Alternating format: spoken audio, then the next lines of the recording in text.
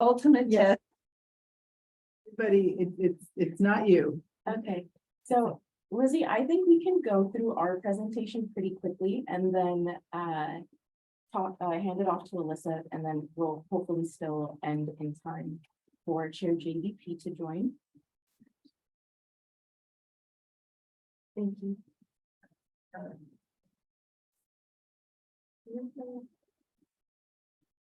Okay, and can everybody see that? Oh, we can. I don't know where everybody. Okay, Lizzie can, okay, Bill said yes, okay, great. Thank you so much for your patience, everyone. Okay, meeting is recording. Okay, so starting off, I'm Gabby Hernandez and I'm the intern early learning council administrator. And I'm Lizzie Tremaine, the Delk research analyst with the policy and research division at Delk. And we're here to give a even quicker update than we were planning on it on how we plan on keeping the council updated in terms of implementation for Raise Up Oregon and the progress tracker. And then Lizzie's going to talk a little bit about the data dashboard. So just a quick overview. So we're going to illustrate how we're going to use data to monitor progress toward and advance the goals of Raise Up Oregon. And specifically with that, we're going to describe how the Early Learning Council will stay informed on progress towards Raise Up Oregon's implementation, and describe how RURAC will use the Raise Up Oregon data dashboard for ongoing equity-focused data input.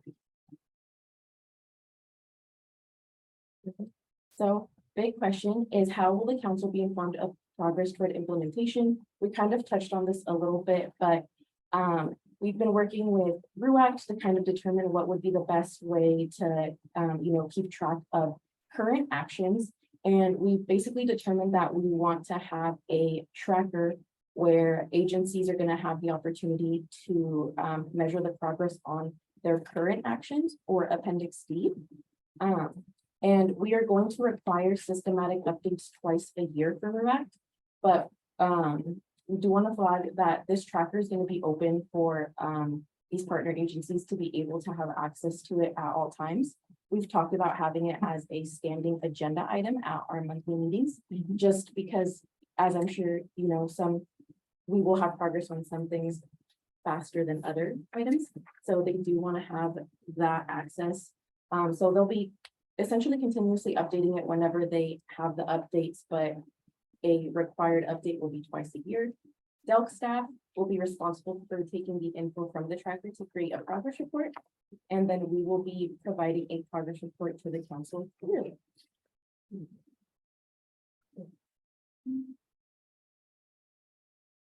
Great. Now I'll hop in and talk a bit about the Raise Up Oregon data dashboard. And I wanted to start with a quick review of what the dashboard is.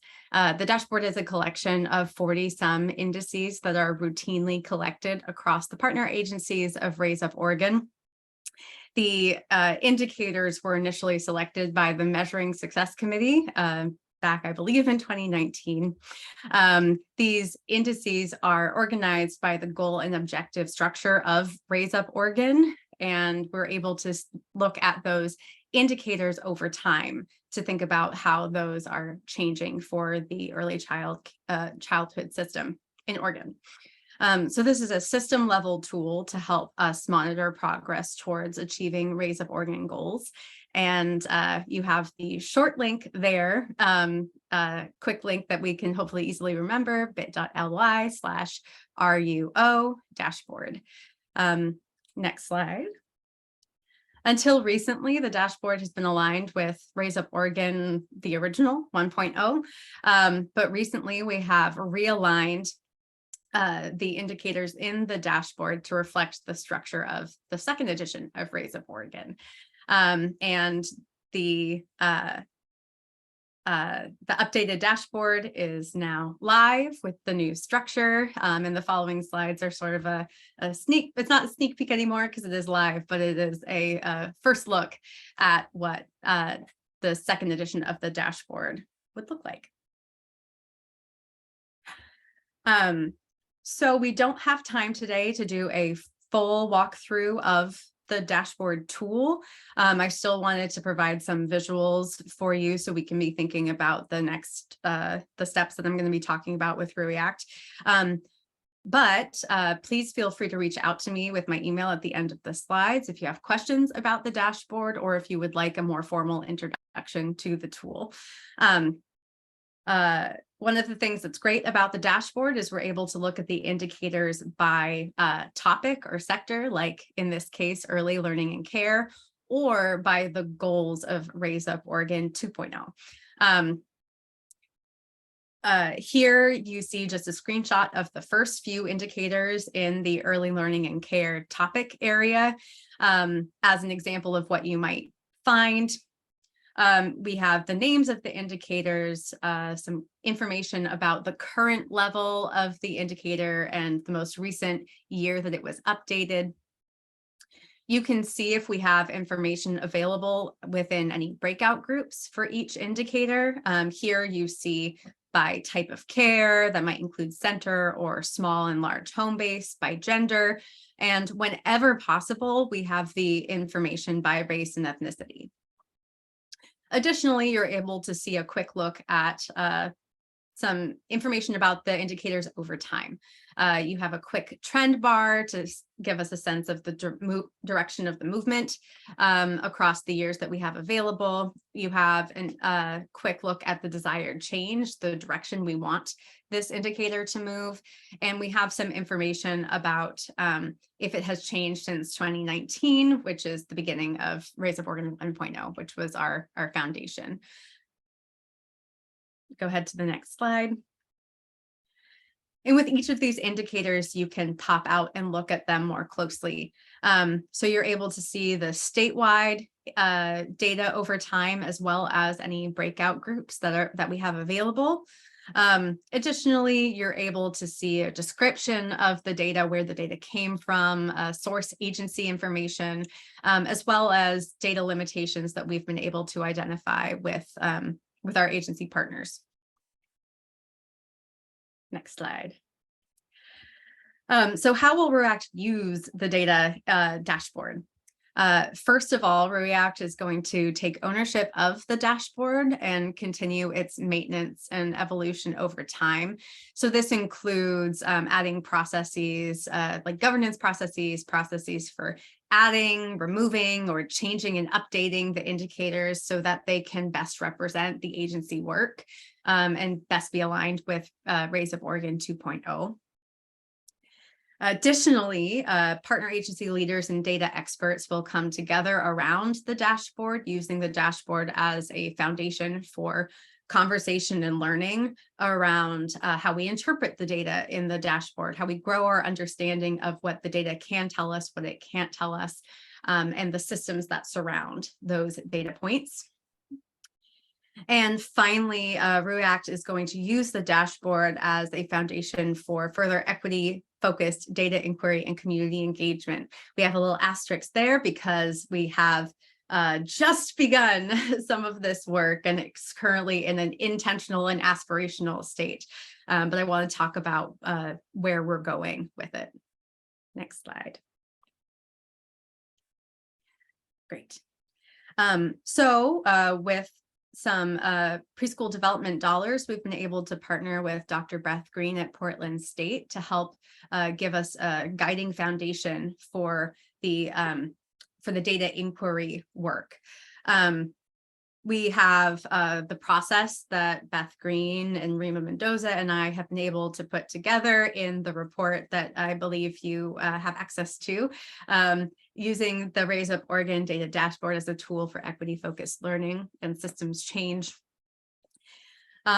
We highlighted a challenge that comes with dashboard level data. These pieces of information are very high level.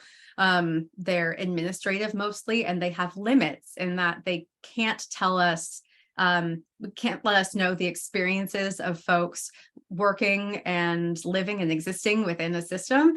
And these high level data points can also not help us identify root causes of inequities.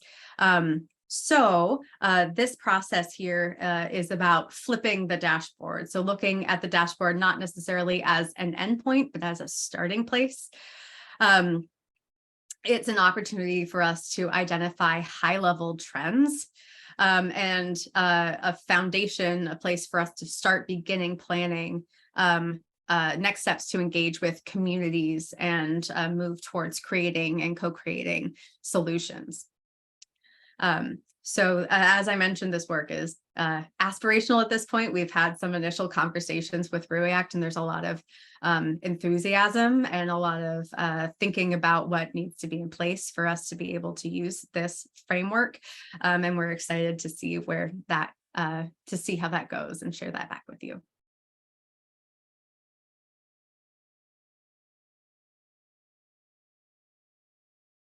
Thank you. Thank you, Lizzie. I know that was rapid fire.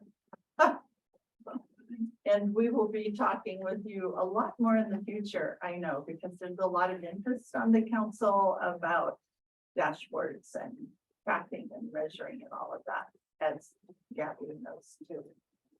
So, thank you, Lizzie. Thank you. Sue, does it make sense to kind of open it up for questions while we wait for Chair JVP? Because But we're not. I know this is probably not gonna have time. I can try it for a 3-minute. Yeah, 3-minute update. You'd like, defer to you. I have the slides ready to go. you want Sure. record time? Yeah. Okay. Let's go. There you go. Yes, Del. To the chase. We launched the Department of Early Learning and Care. You can go to the next slide, Gabby. We had a couple, skip this, you all know why we're here, to unify and strengthen our system. Our mission and vision were created with community input. You can go to the next slide. This is really just recapping anything that lived in ELD now lives in Delk with the addition of the ERDC program and affiliated support. Next slide. This is our organizational structure. It's going to continue to change and evolve as we better understand, ERDC, having a true operations division and kind of what functions really needed for success. But that is kind of current state. And you can go to the next slide, Gabby. There were 3 goals we sort of set up to measure if we were successful, and they were pretty basic. Did grantees receive funding on time? Were our staff paid accurately and on time? And were families and providers able to get a hold of us? And you can go to the next slide, Gabby. Okay. So I will tell you what the answers are to those questions. So if you go back to the other slide, I think we just dropped one in the shuffle. So yes, we had, I believe, $370 million out the door in July.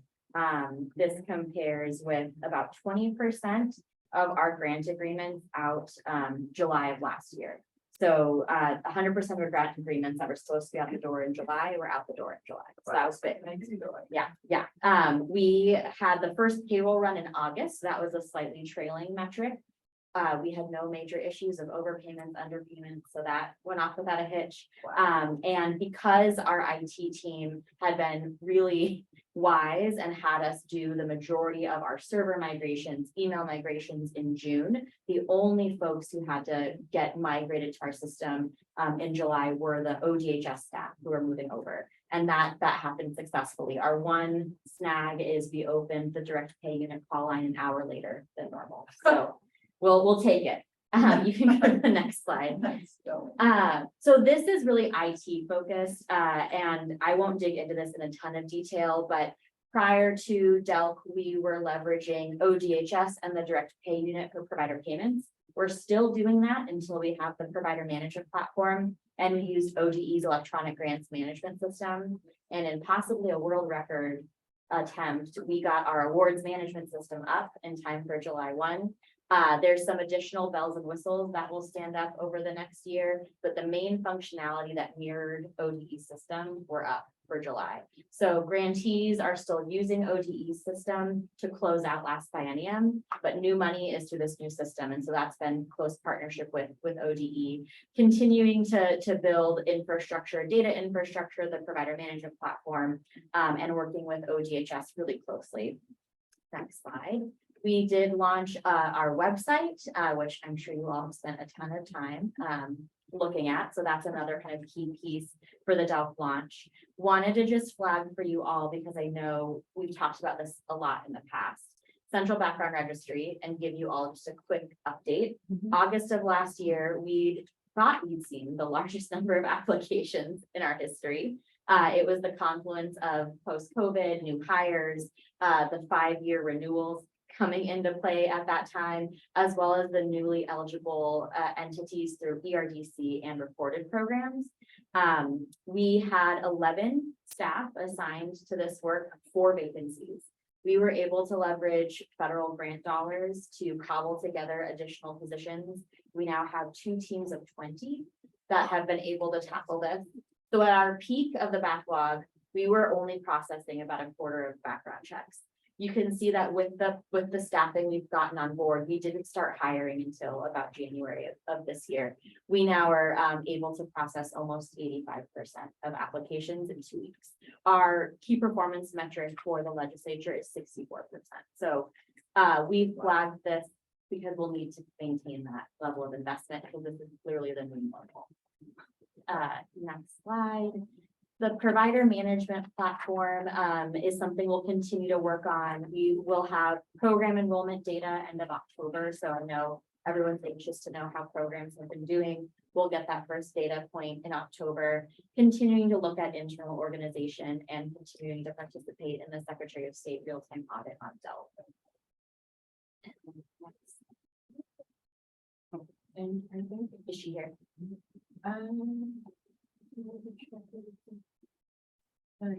no, but yeah, you were covering the ERDC slide. Sorry about that. So you're good. So I'm sure you're all aware, but we announced last week that ERDC will have a wait list. This is the first wait list since the one system was launched, and it's the first wait list since 2018. You all know how ERDC works. If the dollars follow the family, but we pay the provider directly. And we're continuing to work with ODHS on that. So families use the one system, they can go into an ODHS field office, they'll work with an organ eligibility worker through that process. Go to the next slide. So these were the numbers we shared with the legislature, or sorry, these are not. These are the latest numbers that we have for the program. When we talked to the legislature earlier this session, there were about 9,000 families participating and about 17,000 children across 3,000 providers. You can see now we've gone up to 23,000 children and 14,000 families with over 3,300 providers participating. And that is what has led us to the need for a wait list. We have exceeded the budget that we have for the caseload that we are seeing. If you go to next slide, I think, Gabby. Sorry, I did 15. So this is a result of all the changes really from House Bill 3073. So we expanded eligibility, we capped co-pays, we shifted to enrollment-based payment, have 12-month protected eligibility, TANF eligibility. So with this, the program's working better for families, it's working better for providers, but we have to enact a wait list because we've already gone over 3 months into the plan. Go to the next slide. So, and I can just keep talking. So part of this is sort of the how. We looked at other states who've done this for kind of some lessons learned. When the wait list is actually operational, that means that families who are not part of an exempt population will be placed on the wait list. Once our caseload drops to kind of the budget sustainable level, we'll be able to bring families off the wait list, kind of first on, first off. We do have some families who will be able to bypass that. For those who aren't, once we can get people off the wait list, they'll have 45 days to reapply. We know their eligibility could have changed, so they'll be able to go through that eligibility process and get connected to services and find a provider. Next. So these are the families that can bypass the wait list. These were the populations of families that were defined when the wait list was in place in 2018. So that is how the one system was built. Regardless of how we feel about these populations, these are them. So families already on ERDC don't have to worry about it. It doesn't matter if they haven't connected to a provider yet. It doesn't matter if they come up for recertification in 2 months. If they are still eligible, they will still get services. If a family was on TANF, or currently or in the last 2 months, 3 months rather, or accepting a domestic violence survivor grant, they will bypass the wait list when it's in place. Families referred by child welfare, a small subset who have childcare as a clear need in their safety plan will bypass the wait list. And the final population is families in a contracted slot, like the Head Start contracted slot model. Next. So we have been doing a lot of work to give families line of sight. It's why we announced last week and are waiting until November 3rd. We've developed a family resource guide, a partner toolkit. We have one-pagers in the 5 major languages and are continuing to work with ODHS and the Oregon Eligibility Partnership to make sure there's really tailored talking points for eligibility workers to support families leading up to and post waitlist, and just recognizing the trauma-informed lens we need to take when families in crisis don't have access to services. Next slide. So there's some links on here. The other piece that we've really tried to do, and I think is one of the reasons why we've created DELP, is where we can, supporting a warm handoff to other programs like Preschool Promise, OPK, because if they qualify for ERDC, they should qualify for those other programs. Also working with Oregon Ask and 21st Century programs for school age care, but we know it's not going to be a one-to-one. So we've been working with hubs, CCRNRs, 2-in-1 info, Head Start directors to kind of be prepared to come in and support, and working with ODHS to be able to hand off some of that information to reduce barriers for families. I think that's the last slide. Alyssa. Great. Wow. Oh, and Yeah, and we have Chair Jessica Vega Peterson here soon. Can you take a minute to just congratulate? yes. Nice job, Melissa. Alyssa, what you have been through is just astonishing. And the reports of all of the things that you were able to fix right away, like the background checks and all of those things, astonishing, amazing, kudos to you. And also, I know the way that you've gotten ahead of this ERDC thing is so great. I've heard you on the radio, I've heard you talking about it, all of the publications about it. I mean, you've just done a fantastic job. Congratulations. I mean, the timing isn't ideal, but I think the upside is all of the assumptions that families didn't need ERDC are clearly unfounded, Yes, right? that's The right. program didn't work for them, and the Right. changes the legislature made were the right changes. Yeah. So really trying to reinforce that we got the questions been answered. We know this program is necessary, and it's now about resourcing. So lots to do, but thank you. Thank you for your leadership and for your ability to implement a huge thing. Thank you. Well said, Ann. Okay, thanks, Alyssa. Well done. And welcome, Madam Commissioner Vega Peterson. Hi. Good. Hey, Good to good see afternoon, everyone. Welcome.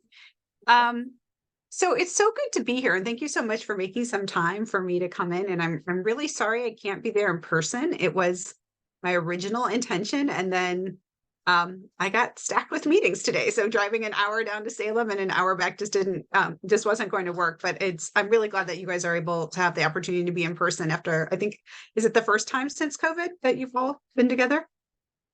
No, not the first, but it's a wonderful relief to be here together. You're right. I'm sure you see this in your world too, Commissioner. Yeah, well, that's great. Wonderful. Well, I am, regardless, I'm glad to be here, even if it's virtually. And then just, I really wanted to spend some time talking with you, letting you know kind of updates on what was happening with Preschool for All, where we were with that, how we're really thinking about our investments in the growth for Preschool for All over the next few years, and have a chance to answer questions or just engage in a conversation with all of you from that. And I will say it was interesting to just hear the tail end of the conversation that you were just having, because I remember coming in as a freshman state representative and working on ERDC and working on childcare and working on some of these things that are still really big issues for the state. So I know that there's been a lot of progress in the 10 years since I've been there, or since I started there. And it's really good to hear that, there is work happening, and there is you know, the investments made to make it easier for families to access the system, and then find out what we can do to help when we run out of those funds or the wait list start again. So anyway, I just appreciate all the work that you're doing. So, just to start off, we have had, and I'm sure many of you know this, I'm just going to start with some initial background information. For those of you who may not know, Preschool for All really started as a result of needs in the of recognition in our community in Multnomah County that there were many children who didn't have any access to quality preschool, quality early education. And there was work done to really highlight who those children were and what some of those barriers were for access. And I really, and this was work that was done in partnership with organizations like ERCO and organizations like Latino Network and SEI and Kairos, and just really figuring out like where were some of these roadblocks for families. That and in partnership with I think Social Venture Partners, who had really kicked that off, in United Way. The realization that there were priority populations that weren't having access really led to the pulling together of the Preschool for All task force that talked about what would it look like if we provided the opportunities for preschool for those children, and what would that system look like, and what kind of resources would it require to set up that system. So there was a Preschool for All task force. Some of you were participants of that who are on the call today. And those meetings kicked off. The planning for it kicked off in winter of 2018. We met over 10 months, and we came out in summer of 19 with the Preschool for All report. And that report really created that system. It was the vision of what this would look like. And we came up with, 6 priority populations. I say 6, it might have been a little bit more, but really, who were the kids who had the least access? And we knew that they were children from low-income families, brown and Black children, children from single parents, children who are experiencing homelessness. We knew that who these children from households where they were speaking languages other than English. And so as we talked about designing the system, we wanted to make sure that it wasn't just inclusive of those children, but that it was designed around the needs of them and their families. And a really important piece for us was understanding and having the voice of the parents' perspective in there. We fully embrace the fact that parents are the first teachers of our children, and they have a really important role as we're designing the system. So having the Early Learning Hub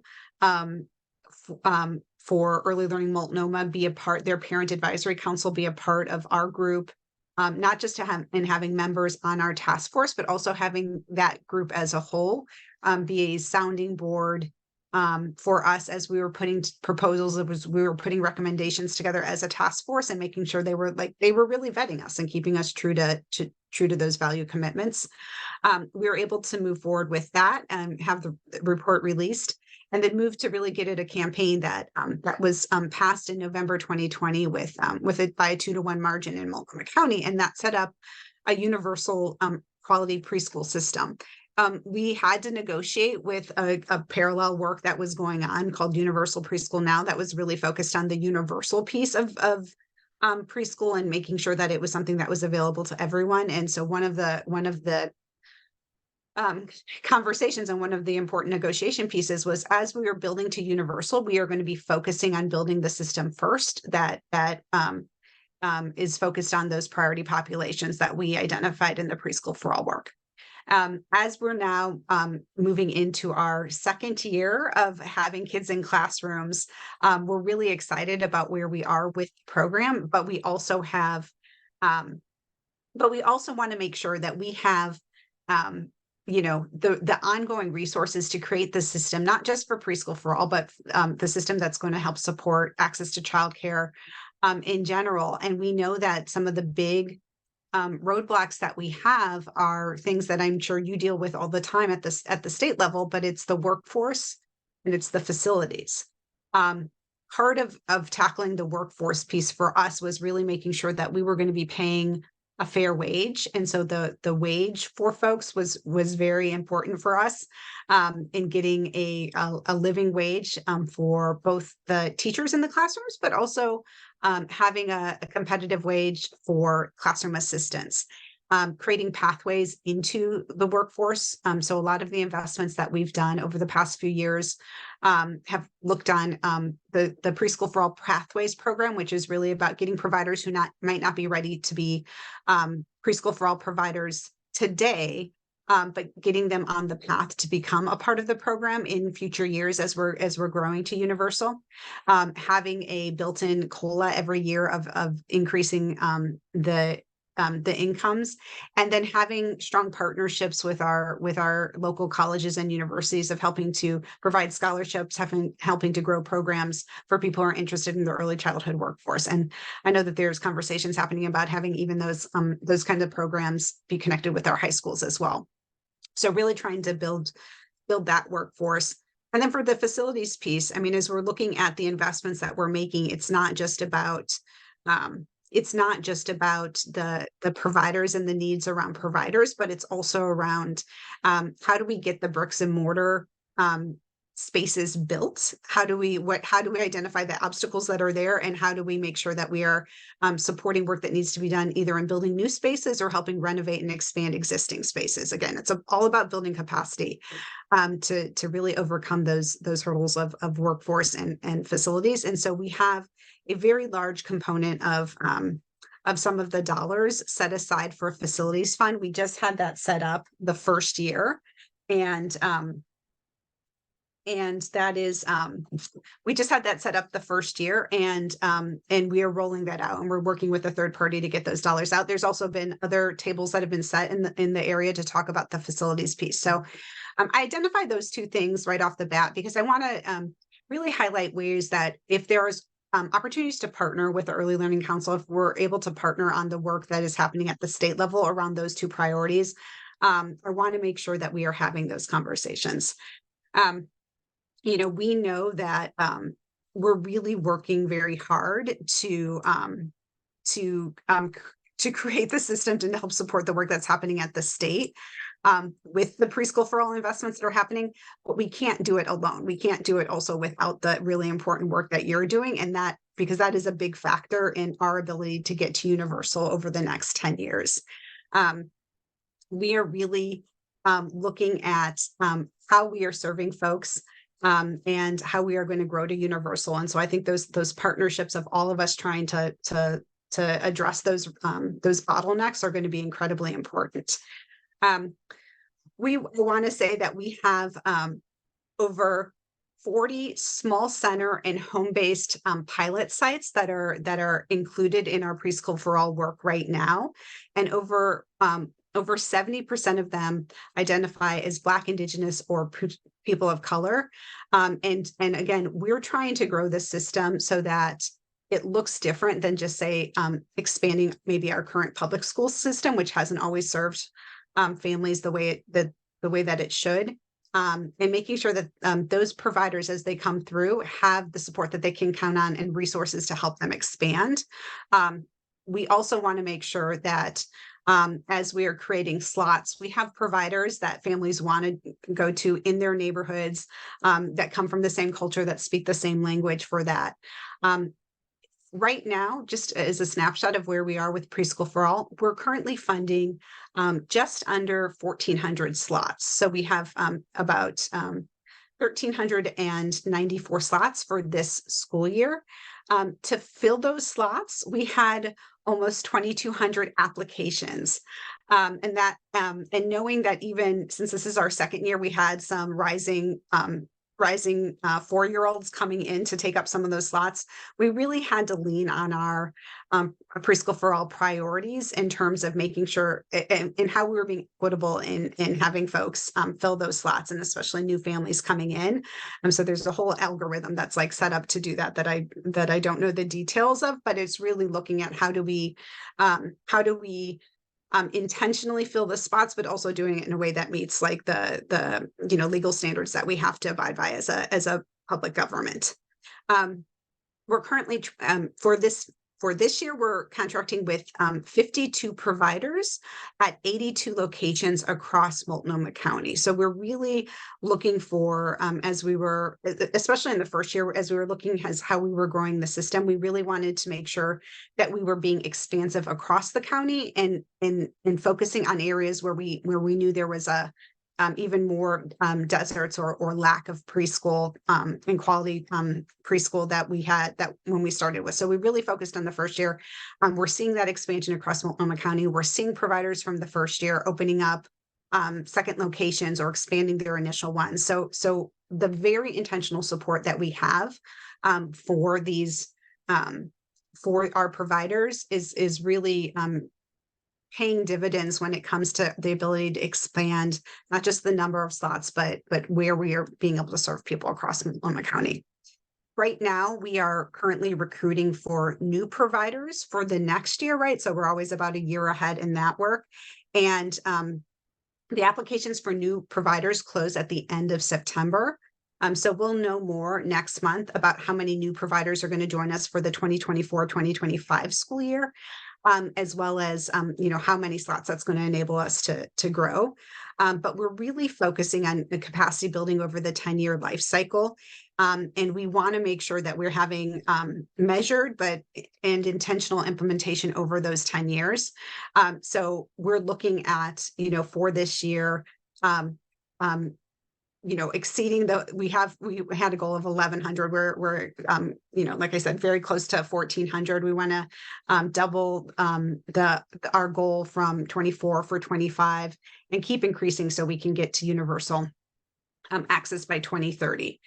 So we really wanted to make sure that we were focusing on that. And as I was putting together my budget for this year, I'm really making sure that we are building on the investments that we've made, the $17 million for the facilities capacity building to help build the infrastructure, and then focusing on what supports are needed for the mixed delivery system so that we have licensed home-based care, we have center-based care, we have school districts. And I will say that that we have been successful in having that mixed delivery. We knew that it was going to be hard, especially around the smaller home-based care. But that was really important in terms of, again, serving the communities and serving the families that were in the most need of care. So I say all that, and I'm really proud of the progress that we've made. I'm really proud of the way that Preschool for All has grown over the past 4 years, from an idea of people coming together to create it to something that is, to a program that is serving 1,400 children this year who are in those classrooms this year. But it's not all rosy. We're facing a lot of headwinds, as people are getting more and more concerned about what it looks like to live in Portland, what it looks like to live in Multnomah County. We hear about the taxes all the time. And I think that one of the things that it's incumbent upon us to do is really talk and explain what investments in quality preschool and quality early learning really look like for communities, and how, investments in a child today is actually about changing what our community looks like, changing what is possible for future generations. So whether we're talking about somebody who is going to be your future employee that you don't have to bring in from, out of town, but they're going to be somebody there, whether we're talking about the impact that we're going to have long-term for our public safety system and the need to build another jail and the need to, worry about high school graduation rates, right? And as well as the more immediate impacts of having a workforce that's paid a living wage means there are more dollars that are going out into our community and more opportunities for people to have a pathway to a career that they can love and get compensated for in a way that enables them to stay in our region, right? So we're continuing to kind of have that push and pull. I think, again, that's an area where, as we're looking at the work that you're doing and the work that's needed, I think, to lift up the importance of early childhood education, how can we be working together and partnering on that? There's a lot of interest in what we're doing here, because we know that we are going to need to build on the work that's happening statewide, right? As we're as we're addressing the childcare deserts across the state, as we're investing in more resources for quality early childhood education, like how can we help each other in that? So I really feel like, we need to be talking a lot about the benefits to Oregon's economy, the benefits to Multnomah County's economy through these kinds of investments, both now and in the future. And really take a look at how in places across the country where they've made these similar investments, that they've seen impacts, and research has shown that there is an impact to our greater community that is a worthwhile investment, and that frankly, like, has very broad bipartisan support in so many other areas of the country, that we need to be building on and bringing home here. So I just appreciate the time today. I don't want to take up all the time talking about that. I know that you recently you were able to send along the Raise Up Oregon early childhood systems plan. I haven't had a chance to delve into that yet. So if any folks have highlights from that they want to share with me so that we know about that here, I'm happy to hear that. But otherwise, I'm happy to have a conversation and answer any questions that you have. Okay, thank you very, very much, Commissioner. The chair. And chair of the commission. And we appreciate all the information that you and your staff sent for background on Preschool for All. Obviously, it's a very exciting template for the state. And we were just talking earlier in our meeting today about how we can learn from what you're doing as we try to expand childcare and early learning programs throughout Oregon. So we appreciate you being a petri dish for the rest of us in a way. So I'll just open it up for council questions or comments. We talked a lot about your workforce development, which is a hot topic for everybody in the state, and something we'd love to learn more about. Katie Brooks, our council member, was over at the legislature talking about that an hour ago. Yep. So we know that lots of people will be watching how you're handling that and what success you're having with that would be of great interest. But other people who would like to make comments or ask.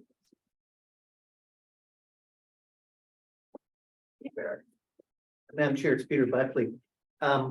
Fantastically to see you, to hear the progress being made. Really curious about the coaching team at Mount Hood Community College.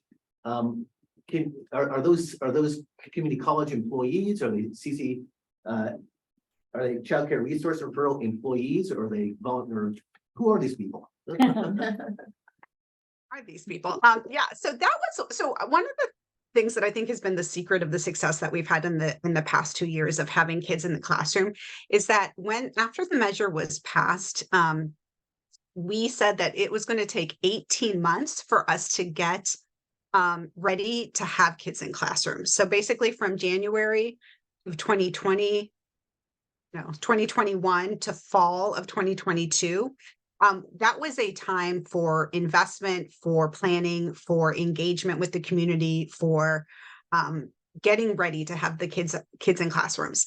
And part of that work was engaging with the Mount Hood CCR&R and having them come on as coaches. So having a contract with them to be coaches with the incoming providers, as well as with those providers who were in the Pathways program. So future Preschool for All providers, right? And that has been really integral. That partnership has been really integral for our ability to continue to grow our ecosystem for Preschool for All.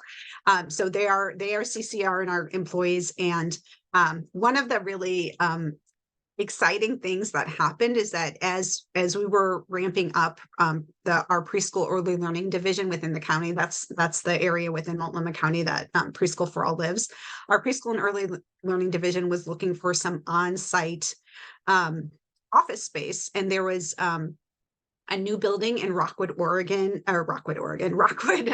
Portland, Oregon, that that was a great location. And so we were able to get office space there. And we were also able to create some classroom space for our coaches and our providers to be able to bring folks in to have group sessions with providers so that they could go through learning together, or have that chance to meet with coaches in an in-person environment. So really trying to figure out how we can use this opportunity we have for office space to also, strengthen that partnership and make sure those investments are really paying off in terms of the times with providers and the coaches.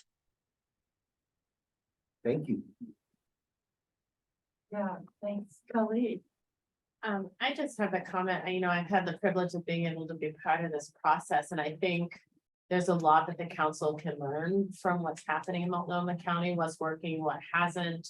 And, hearing about the EDRC waitlist, we have an issue in our state, and there are some counties in the Tri-County region that have looked at replicating what Multnomah County has done, but there's a statewide need to support childcare, for all children in Oregon. And I just wonder if there are things the council can learn about this process that we can think about. What does a statewide strategy look like to support children? I'd also say they have done some really, we passed a facilities fund statewide. We're actually bringing the county people together with Business Oregon and the statewide people to learn from one another. And they've done some really great work on heat maps and cool tools to look at, churches and other buildings. How do we use what infrastructure currently exists to create more childcare infrastructure, which I think is something, again, statewide, the council might be interested in learning more about. Yeah. And I know initially, when they were talking about that facilities fund that the state was doing at the same time we were doing ours, the hope was that we could have like a single application process and do it all together. I think OJD said, nope, we can't do that. That's breaking some kind of contracting procurement stuff. So they weren't able to do that, but I know they're trying to partner and work as closely together as possible. Yeah. Yes. Building on what Khalid just said, I had the chance to engage with some of the coaches that Peter was asking about, and I was so impressed with their depth of knowledge and their breadth of knowledge and what they're able to do out in the field. And one of the things that I've been impressed with Preschool for All, and this shows up in other areas other than the coaching as well, is how anti-racism and anti-bias is really thoroughly embedded, whether it's the RFP processes or which vendors are being worked with or how the coaches are engaging with schools. I recently had a conversation with a coach where they themselves were being coached on how to promote anti-racism in the program they were working in. And I just want to give kudos that to Khalid's point, I think there's a lot that we can learn from how they're doing that. I'm sorry, I don't know who was speaking there. Would folks mind just saying their names before they speak? Sorry, Just so yeah. This is Subin O. I was also on the Preschool for All task force for a little while there. Yeah. Yeah, Subin, it's great to see you. Okay, and it's because it's like you're like a tiny little dot on my screen as I got all the squares up. So I'm like, I can't even see faces. But no, thank you so much for lifting up. And that was a huge piece, as you know, and Khalid, as you know, and anyone who is involved with this work, that was a really critical piece in terms of recognizing that there is a very real school to prison pipeline, and it can start in preschool, especially for Black boys. And so one of the tenets, one of the policies for Preschool for All is that there are no suspensions and expulsions of students. But what that meant for us is that we're not laying down the law for providers and not providing resources or tools or help with making sure that they were able to be successful in meeting that policy, right? So that's where the coaches and the resources and even additional staffing resources can come in to help that as the need arises. So it's not just paying for a kid to be in a classroom, right? It's all of those wraparound things that help make the program truly be successful for all kids as well as for the providers. Wow. Thanks. This is Sue Miller. Good to see you again. So have you had much pushback from providers on the no expulsions or suspensions? really hasn't come to a head in a major way to I will say to my level of awareness. So that's not saying that there haven't been incidents. It's not been enough of a thing that I'm aware of. I mean, Sue, I can check and see like what that has looked like. But I think that again, honestly, where we're getting more hesitancy for providers is around the wages, right? Because there's a pay equity factor that actually says like, okay, only some of my funding is coming from Preschool for All, the rest is coming from Head Start or for private tuition. And so how do I make it whole to work with for all of my staff, right? So that's kind of where pay equity is a good thing, but it makes it a little bit harder in this situation. So that's really where we're that I'm hearing about, like there's hesitancy more than that suspension and expulsion policy. And again, I think part of that is because we also like, here are resources for you. Here's a coach for you. Here's staffing for you, right? To help make it reality. We had quite a bit of conversation earlier in our meeting today about the pushback that providers are giving to the state on some of our preschool classrooms and in Head Start classrooms, that the teachers just can't really manage the conduct of the children. If I could clarify that, Sue. Yeah. This is Angie Blackwell. I would like to say it's not pushback, but it's that teachers and classroom staff are lacking the skills and resources that they need to support those children. And so that it's going to burn out rather than pushback. Does that make sense? So And again, no, Angie, that's exactly like you have to have resources for folks, right? You have to be providing providers the tools to make it be a successful policy.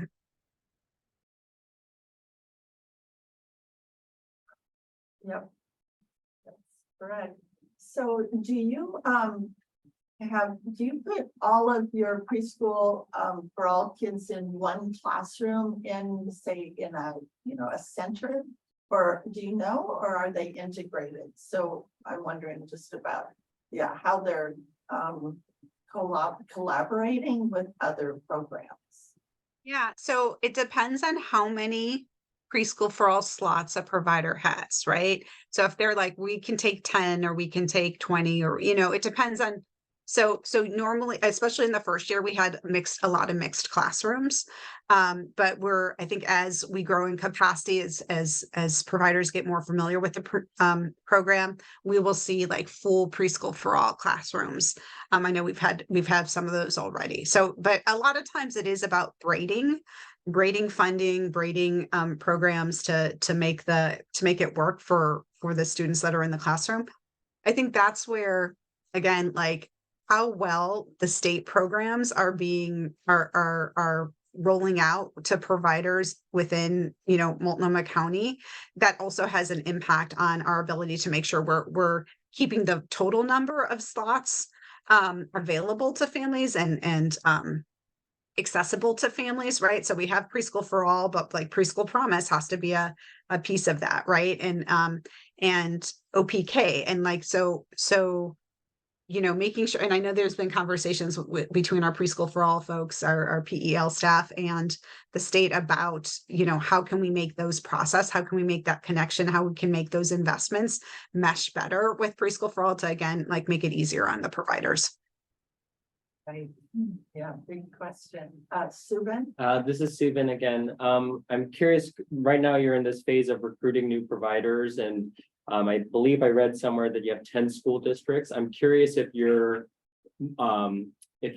trying, like, what are your hopes for school districts and how they're going to participate in whether it's pilot sites or facilities, and what would you like to see happen there? Yeah, so we definitely have school districts as a part of the mix. And they have been since the first year. I think first year we had 3 different school districts, PPS, Park Rose, and David Douglas, that were having Preschool for All classrooms. And I know we've expanded for this fall to include more, and it looks like even for next year. Reynolds and some of the school districts out in Gresham are also interested in being a part of it. I think we have a Centennial Classroom this year. So there's a lot of the school districts are very eager to participate and see. And I think again, it's like they were the early adopters. They were the people who showed how it would work. And now there's more eagerness. And I know that the school districts are also interested in our facilities fund, because that's something that we heard from school districts about the expansion into early learning was we just don't have the space to do that. We need to have the classrooms and the space. So that's part of the conversation that we're having as well. Right. Yeah, facilities have been an ongoing challenge. Katie Brooks from Bend has done a lot of work on that over in Central Oregon.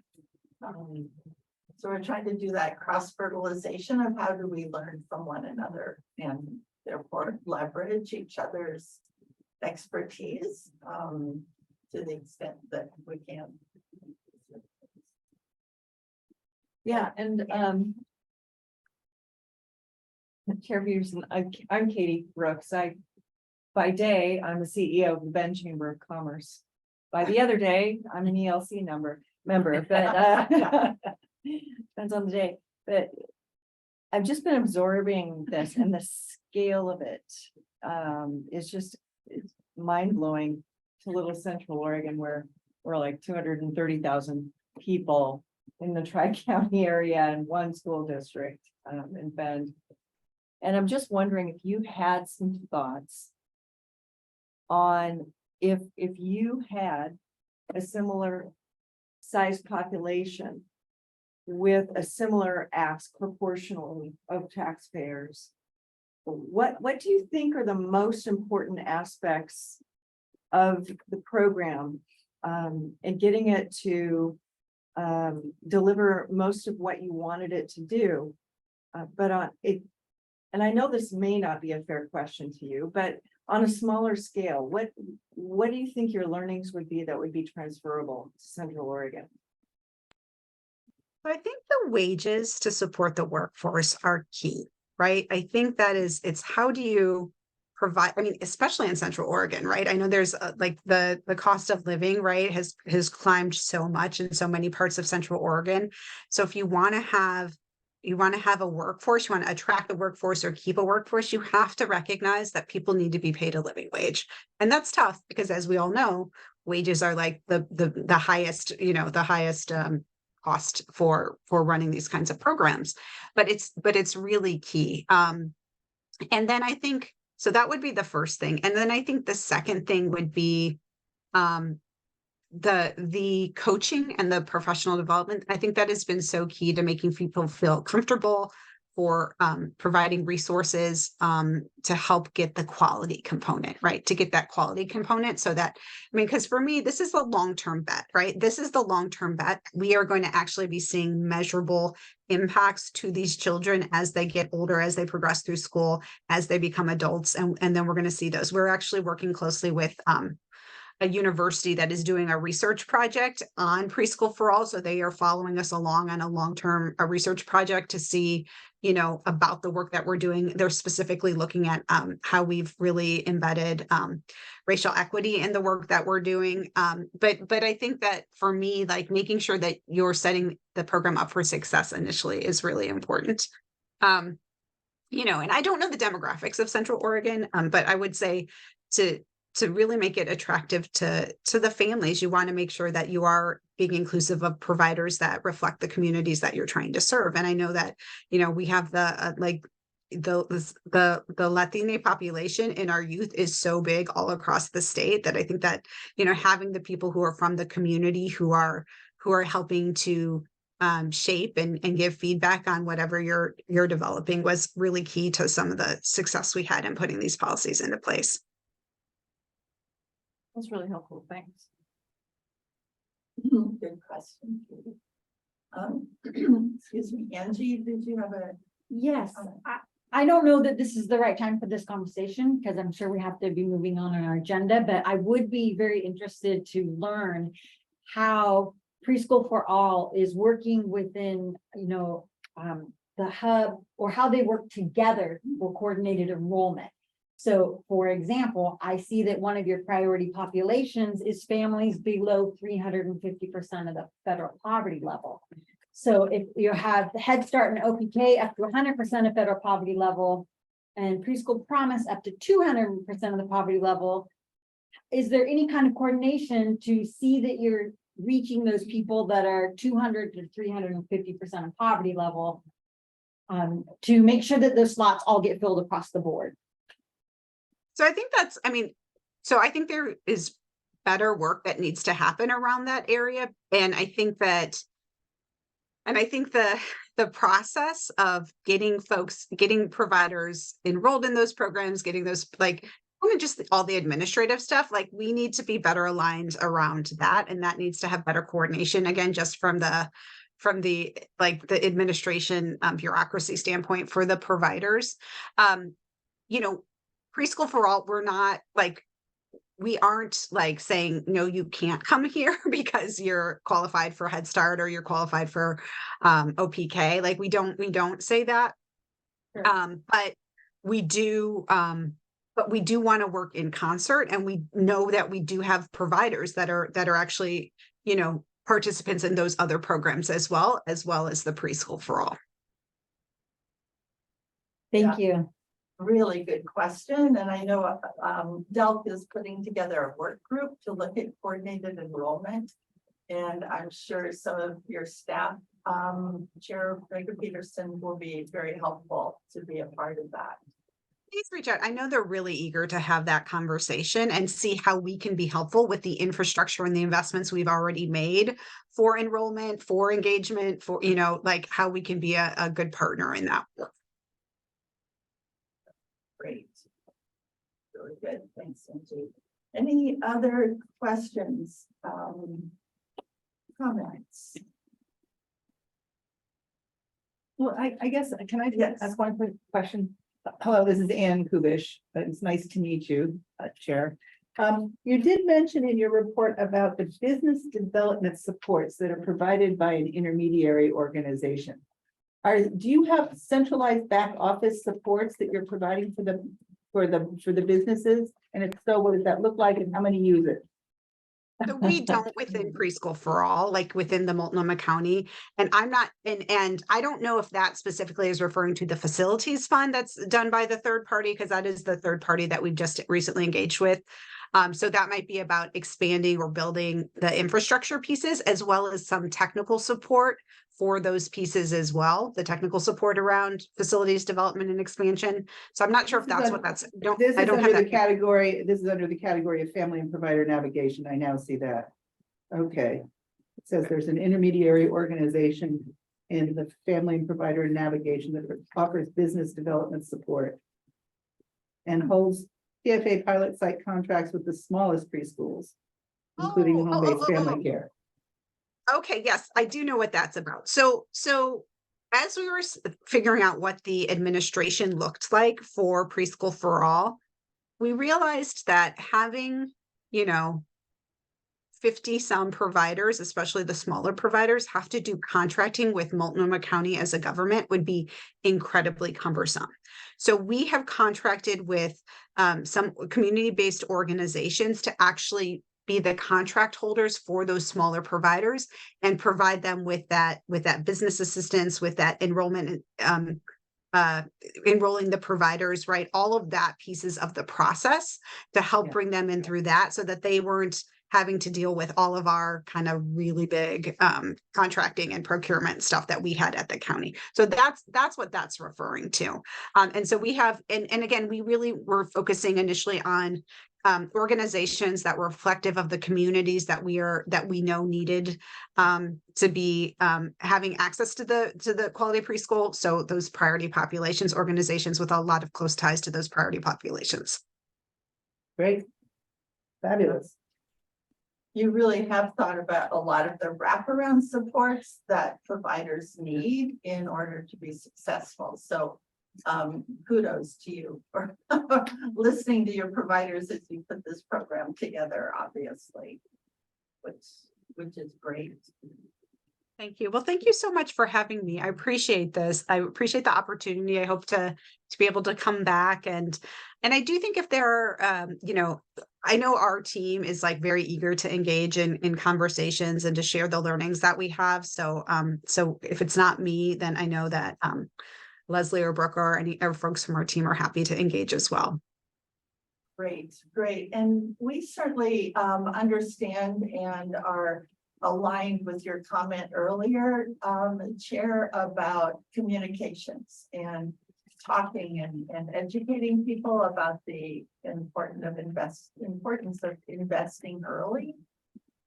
So that's certainly something that the council is well aware of and tries to do with an advocacy on it. So we'd be glad to partner with you in that effort as well. Yeah, I think that, what as we're just, thinking about the preschool for all, the future of the program, the work that we're doing and the importance of the work that we're doing, figure out how we can tap into some of the national organizations and national work where they've, kind of have the clearinghouse of the research and the important talking points of this and really being able to utilize those resources. I think that is something that's an opportunity for us to be looking into and to working on together. Okay. Yeah. We'll look forward to future conversations with you. Thanks very much for joining us today. Thank you so much for having me. It was a real pleasure. It was always great to talk about preschool. Thanks, you guys. Good to meet Bye. you. Bye-bye. Yeah, you have to think what the alternatives are. Okay. Oh, my goodness. And we do have the Delk staff on deck for our next agenda item. So we have Lauren, Rachel, and Karina. And let me get the PowerPoint ready. Okay, and we're all gonna stand up for 5 minutes. We are. Yeah, for those We are going to get the blood going. who have been sitting for. Right, too my long. lips are going. What? Oh, Let's take wow. A little break, you guys.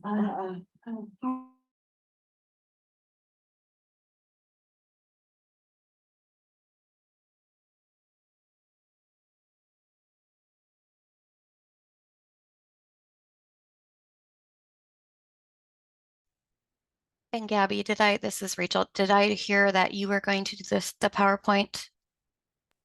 Yes. Okay, just wanted to confirm. Thank you so very much. The council's just taking a quick 5-minute break. I'm gonna put a bit back. Good.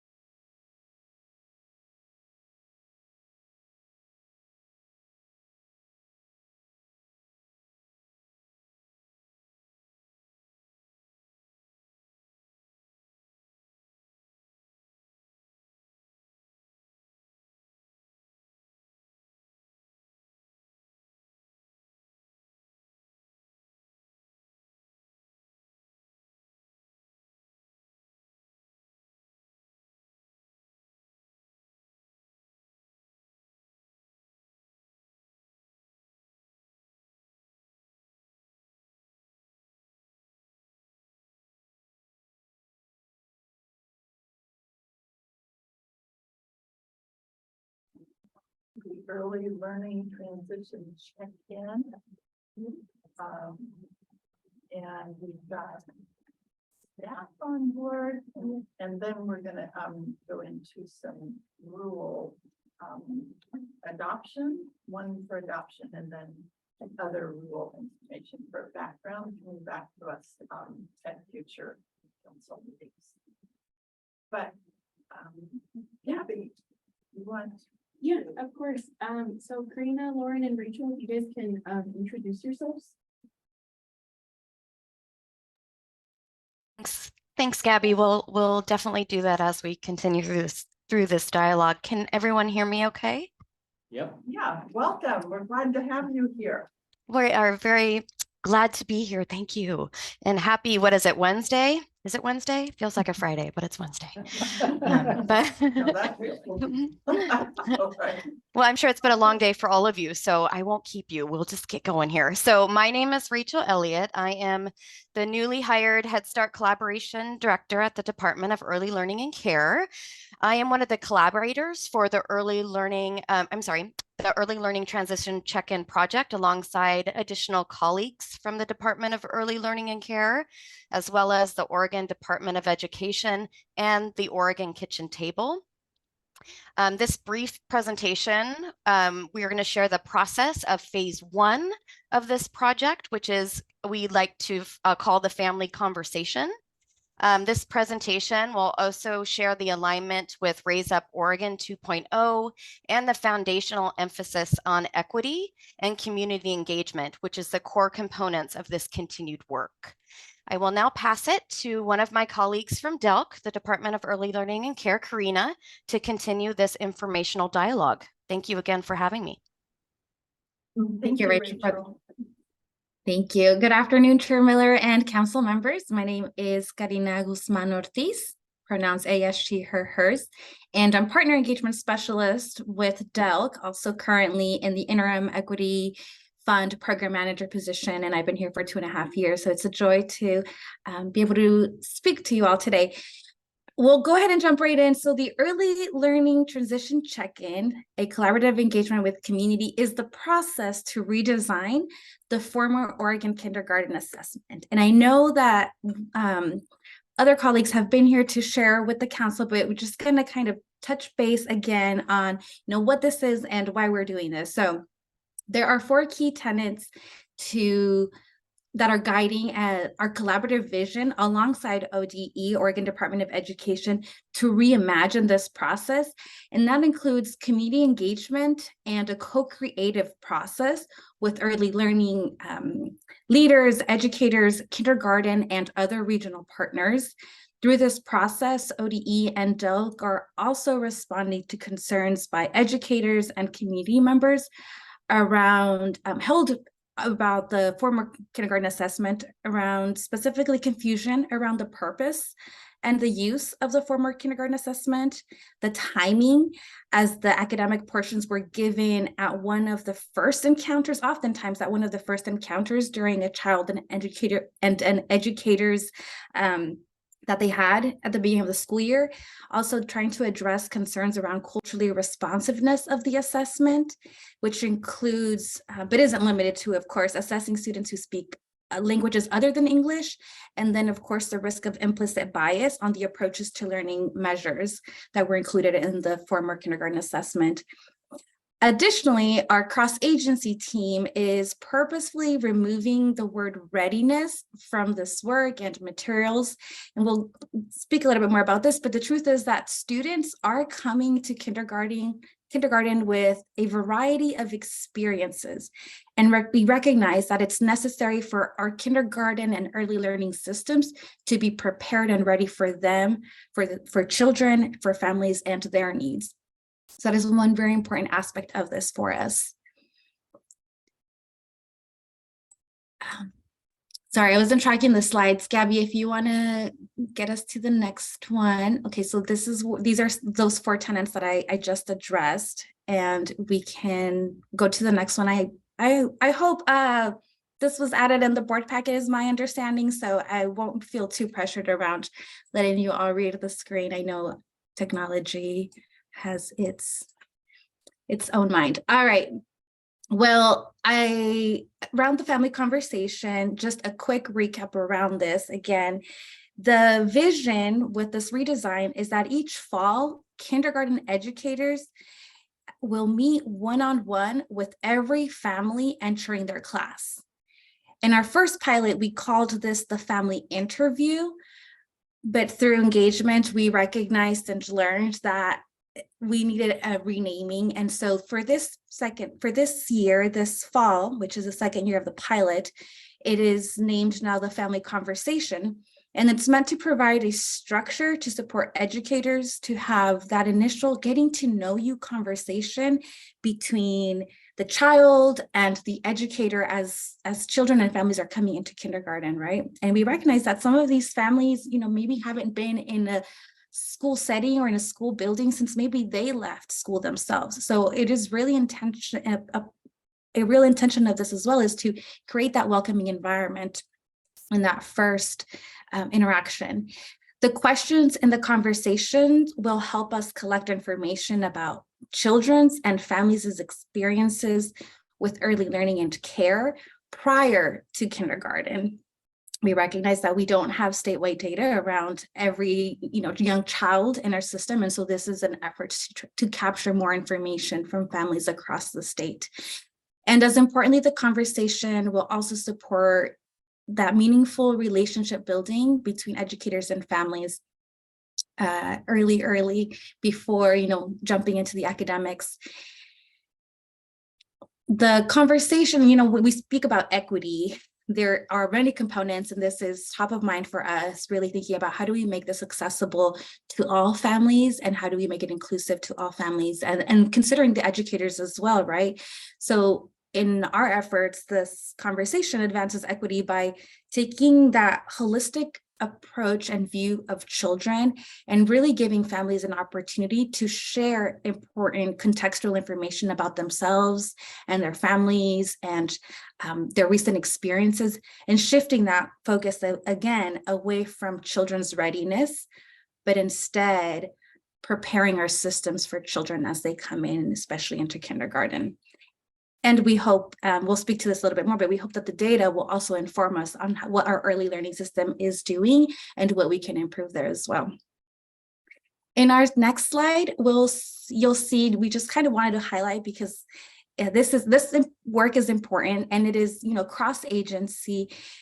So it's exciting to us, but we recognize it's also important to you as a council. And there's, the work aligns with the system goals of Raise Up Oregon as well. I don't want to read any of these verbatim, but I do want to highlight the last objective that is highlighted here, which reads, children and families experience supportive transitions in continuity of services across early learning and care and public education, which, K-12 settings. So this is an important goal for us. We want to be able to continue to work together. Now we are the Department of Early Learning and Care. So we really are working cross-agency with Oregon Department of Education in this work, and they have been amazing partners in this. This, though, is a system of continuous improvement. And in our following slide here, you'll actually be able to see a few of the implemented changes that we were able to make for this pilot year, for the second pilot year. Gabby, if you can please move on to the next slide here. Here, we highlight some of the changes, and you might be wondering, well, how do you know what to change? We engaged with family participants and educator participants in this process through a collaboration with Oregon Kitchens Table. They're a nonpartisan nonprofit community organization housed under Portland State University, and they have helped us plan, organize, and more importantly, facilitate conversations with educators who participated in the first year pilot and then families that participated in the first year pilot as well. There were nearly 20 community conversations in this process last fall. We are working again with Oregon Kitchen Table this time around, but there is a report that we will share here with you, and I believe we've also shared the link that gave us a sense of what we were, what families' experience was, what educators' experience was, and some concrete suggestions on improvements, which we took very seriously and made a commitment to, of course, respond. Because when we do community engagement, it's not just about hearing what people have to say, but it is really about responding and implementing those changes. And we have those highlighted here. Many of those were around communication. This is a re-envisioned, reimagined process, and folks and families and educators wanted to understand a little bit more of, what is this about? What is the data going to be used for? Who is going to see this information? And so all of those questions trying to address more proactively during the second year pilot. And very, very importantly as well, and this, big props and big kudos to our ODE colleagues who worked really hard on refining the professional learning materials. So there are several materials, there is like an interview, not like a conversation guide, there's videos, we've done webinars, lots of different pieces of assistance and technical support for educators to be prepared and ready to facilitate these conversations and do so in a genuine way that really ensures that families feel welcome and that they are able to be receptive to what families are saying and be able to use that information as they move through the year. So again, it is an ongoing process, and we are eager to find out what families and educators say as well after the second year pilot. And I'm sure that we'll come back with more revisions, because this work is living right now. We are in pilot process, but I'll go ahead and hand it off to my colleague to share a little bit more about the pilot and then some of the data pieces as well, or just the research that we are just starting to dive into.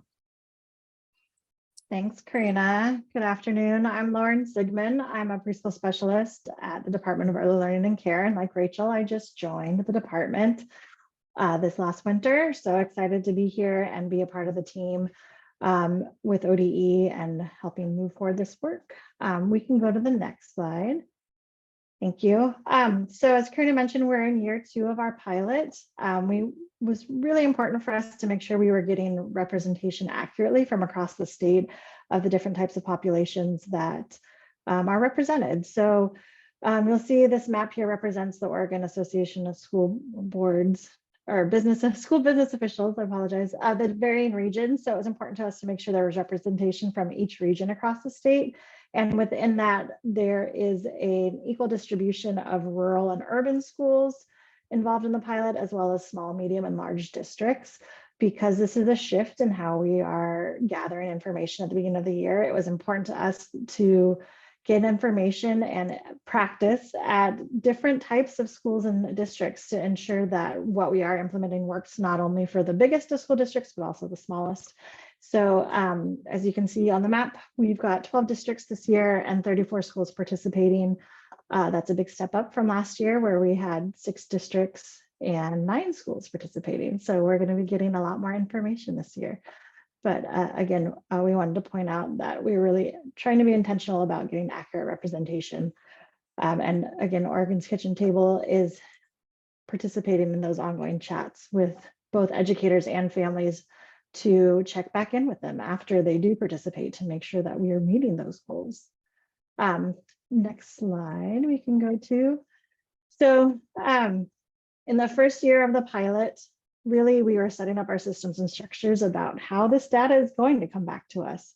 And we are either be able to gather information from Oregon's Kitchen Table as well as families themselves, that there really is a value that they hold around being able to meet their child's educator, have a conversation when they enter school before their child starts school, so that they're able to build those relationships. And families were really eager to share information about their children with the educator.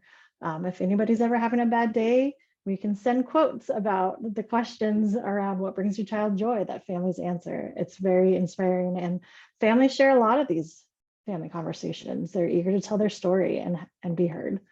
Educators as well value those opportunities to meet with the families, to take time before the school year starts to get to know the families, their unique needs, the children, rather than stepping right into classes and having to learn that on the fly. So we heard feedback around that as well. As well as, things came up where they were able to connect them to resources earlier on, having an understanding of what those needs were. It is a transformational shift. So having dedicated time for districts to set up time for their kindergarten teachers to meet with these families changes the way schools start. So that's a big shift. And again, that looks different in different areas and depending on the size of the district or the school. So the data that we're getting in is from the educators and from district leaders has helped us inform about like what information we need to prepare for them, how we can help support them in making this transformational shift and keep moving forward. It's also important to point out that this first pilot year last year was really about seeing the data come in and learning what we were going to get back. This second year, we are excited to be able to dive more into how we're going to take this very qualitative data and look at it and analyze it, because that's a big change from how assessment information is usually gathered. So this year, we're expecting about 1,000 family conversations to come back with data. And we're working with both ODE and DELC research staff, as well as members of our advisory panel that are also researchers and practitioners, to think about how we can analyze that data and still maintain the richness of the qualitativeness and the voices of families, while also being able to apply it to learn about what our systems are doing well and where opportunities might be for growth. So just to give you a sneak peek at what's coming, we can go to the next slide. So one of the questions that families are asked is, what brings your child joy? And this represents a snapshot of what we hear or what we've heard so far this year in the pilot from families, as far as their answers put into, one of those nice word clouds. So the bigger the word, the more often we hear it. We just really thought this was a nice representation of what families are sharing with us about what brings their child joy, to help us really, again, think about our intentions of building these relationships and connecting with families, as well as centering the child and what's meaningful to them in the work. And I think in your packet, there are a couple quotes from families, but for the interest of time, I'm going to skip those, Gabby, so we can move on to slide 12. Thank you. But some very important quotes from both educators and families that we encourage you to read in your packet. As we move forward in the work, we're continuing to engage both with educators and families, and we are going to be working again with Oregon's Kitchen Table to engage regional partners and culturally specific organizations around feedback on what they think of the early learning transition check-in, the family conversation, and also what they're hoping to get as far as data back from this. Many of our partners use the kindergarten assessment data in their work. So we want to make sure that we're helping to build a data set that is meaningful to them. This is where we love your input from the council. If you know of regional partners or specific organizations that you want to make sure are invited to the table to have a voice in this work, please reach out to any of the three of us. We're starting to put together lists of who we'd like to invite to those. There'll be engagements across the state regionally. So we encourage you to let us know if there's a partner that we really need to include.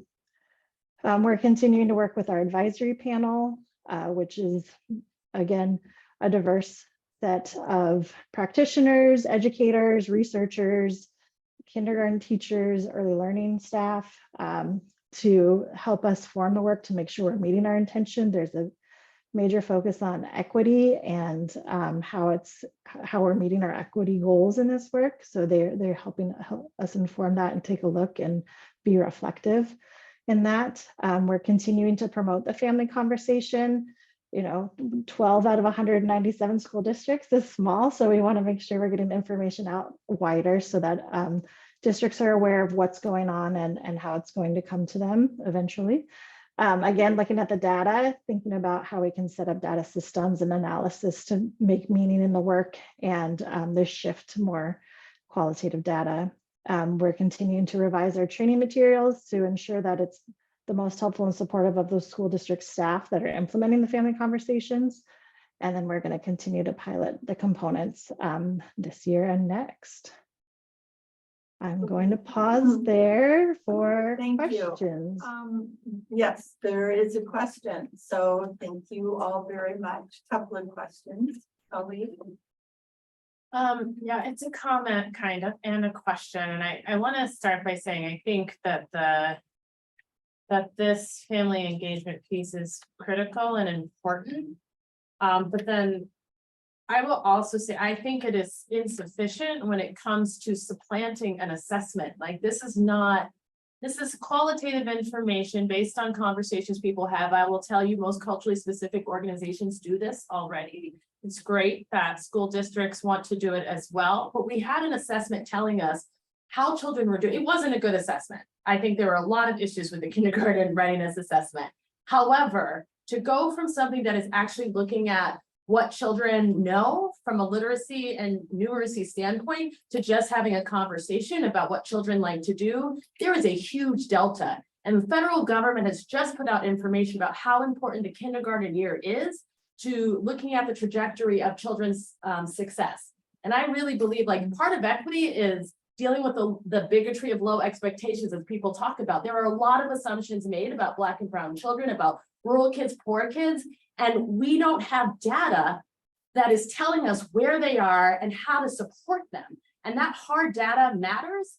There's, I mean, Kairos used map assessments, and there were kids that didn't know letters from numbers, and there were kids that knew how to read coming in kindergarten. That was important for us to know. It was important for our teachers to know. And I think it's important for the state to ensure there is a level of rigor when it comes to data collection and analysis to ensure we are ensuring all kids are moving in the trajectory they need to be moving. There's a huge thing with attendance right now. We could look at attendance. We've seen record attendance issues in kindergarten, and Oregon is like near the bottom when it comes to attendance for children. But just having family conversations, I don't believe really gets us to where we need to be to ensure all of our children are successful and thriving. Again, on its own, I think it's a great thing, but it, like, to say this is our solution to assessment really troubles me. And I would say I question the capacity of the department. 197 districts, as you said, this is 12. To take qualitative data, to call the data, to find information that you can then pull and sort of streamline from that data. What capacity does DELC have to do that for 197 districts? You know, hundreds of thousands of families and children. Where is the data going to be stored? I've heard from hubs there's issues with the existing data system that have not been rectified. And then we're going to add this whole other data system on like that. I have a lot of questions about, like, because I care about kids, I care about their success, I care about equity, and I don't want us to do something that is not actually ensuring that our kids are successful. And spend a lot of money on it. Yes, and I think colleagues' comments. I'm not sure anybody on this call can really respond to them. Maybe you can, if you need to. But I think it's a great example of where our council and some parts of our council and some members of the State Board of Education need to get together, along with Dr. Williams, the new superintendent of education, and Alyssa, and really talk about maybe this is one piece of it, but Kelly's point is that we're missing another beautiful piece. Yeah. Chair Miller, if there is, I could maybe just, my question is sort of is to put this in context for me a little bit.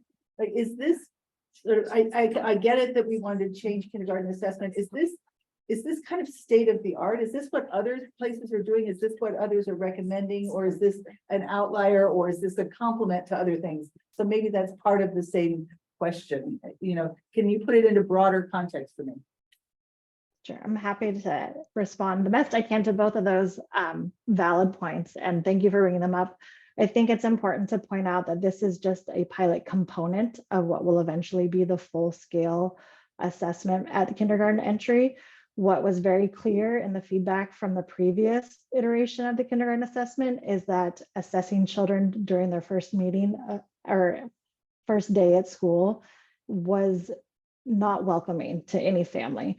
And so what ODE has done is shifted what we think of as assessment and ensuring that first and foremost, a connection and a relationship is being built between the educator and the child as a foundational component to what will be their kindergarten assessment data.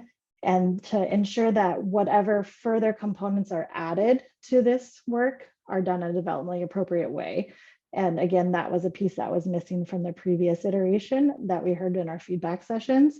So even though this is what's being piloted now, it doesn't mean that's the only component of what will be added in the future. And I think that feedback about what those developmentally appropriate assessment measures could be or should be would be very welcome between DELC and ODE.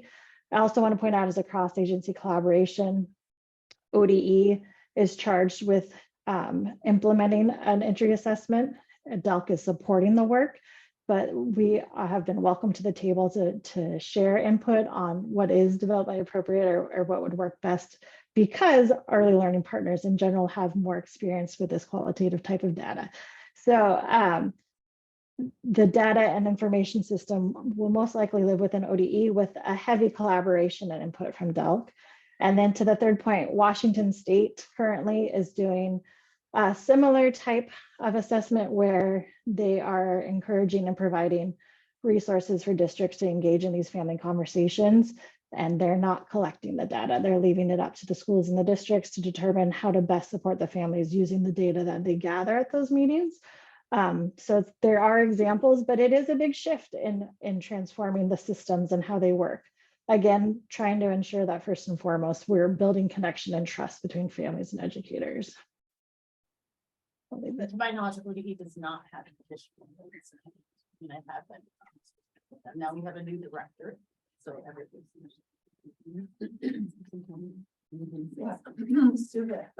Hey Lauren, hey Rachel, hey Karina, this is Subin. Nice to see you guys. I have some of my comments were kind of building on what other people have also been saying. I do have concerns about, you have 1,000 conversations you said that you had, and probably a lot of data to wade through, and just the capacity to go through that. Even if you did have a really tight coding manual where you're able to kind of look at the hotspots and all that data, it would take a lot of person power to kind of get through that. And my advice would be actually maybe the resource that you guys are providing is creating some sort of coding process and giving it to the districts for them to do, right? Rather than you guys having to do all that work. And I agree that this doesn't necessarily equate with an assessment. And Lauren, all the points that you were raising was what I was reminded of in terms of some of the critiques around the last kindergarten readiness assessment.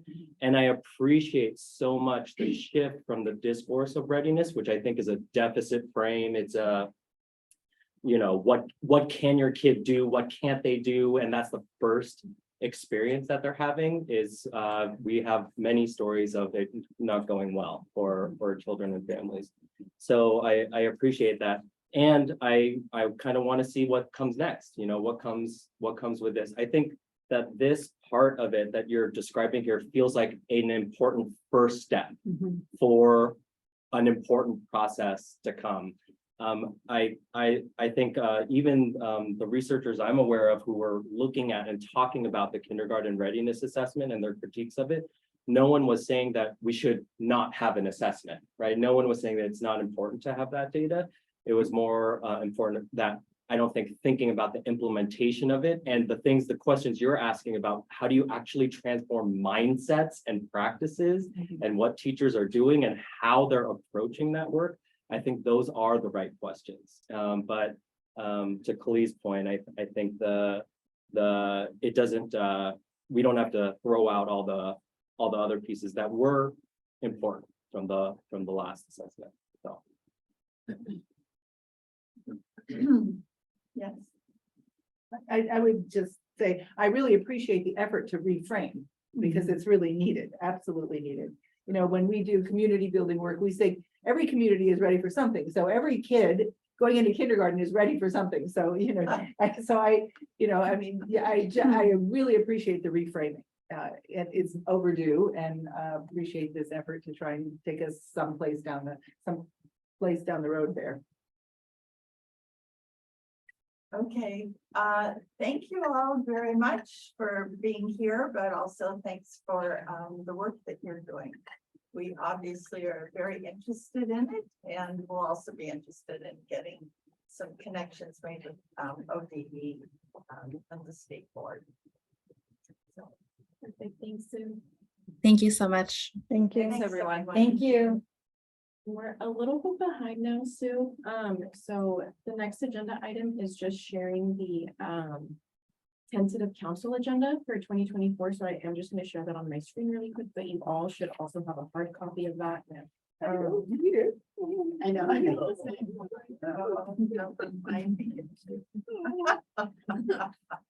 Oh, dear. So for everyone except who on this, my right hand side here. Obviously, we just kept it on the fourth Wednesday of the month from 9 to 2, which is every minute of every meeting. And then we just randomly alternated virtual and then hybrid. But Yeah. that is subject to change, and some may be legislative driven, others sometimes we want to be here and they're here. And, but what's the reaction? I think I'm fine with it. I looked at my calendar. Along those lines, though, while I was looking at my calendar, I'm going to be at a conference at our meeting in December. So I'll see if we can look at the agenda and maybe I can step out of my conference for a couple of hours. Okay, thanks. Yeah, obviously November, December get tricky. We're nothing but fourth Wednesday.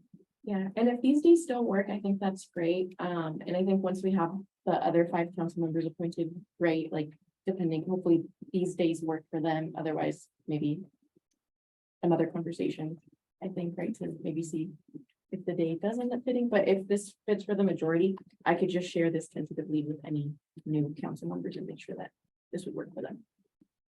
I think that would be very wise. Okay. I can't imagine the doodle poll to find. Oh, yeah, it would be impossible. Okay, great. And, we just threw in location questions on, some other dates. Obviously, we're excited to have our retreat elsewhere out of the valley, but whether we want to try to do another meeting somewhere else during the year is another question.